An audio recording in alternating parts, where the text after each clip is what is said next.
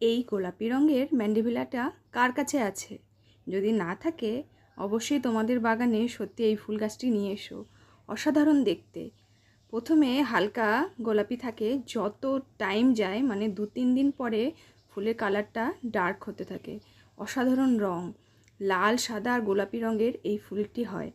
যে যেটা পারো সেটাই নিয়ে আসো, তিনটি অসাধারণ রং।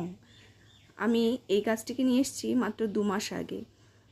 ঝুরঝুরে মাটিতে যদি এই গাছটি বসাও, মানে ভার্মি কম্পোস্ট দিয়ে বালি আর কোকোপিট আর বাগানের মাটি দিয়ে যদি বসাও, তাহলে গাছের ড্রেনেজ সিস্টেমটা অবশ্যই ভালো হবে। আর ঝুরঝুরে মাটিতে গাছ ভালো হয়। যেখানে হালকা রোদ আসে সেই সব জায়গাতেও গাছটিকে রাখতে পারো। আর মাসে 2 বার তরল খাবার এই গাছে যদি দিতে পারো, গাছ থেকে প্রচুর ফুল পাবে। আমি যেমন আগের দিন চা পাতা ভেজানো জল রেখেছিলাম, তাতে সামান্য হলুদ গুঁড়ো দিয়ে গাছের গোড়ায় দিচ্ছি। এতে কি হয়, গাছ এই গরমে প্রচুর পাওয়ার বুস্ট পায়। তাতে গাছ ভালো থাকে, সুস্থ থাকে আর ফুলগুলিও হয় উজ্জ্বল। বাই বাই বন্ধু।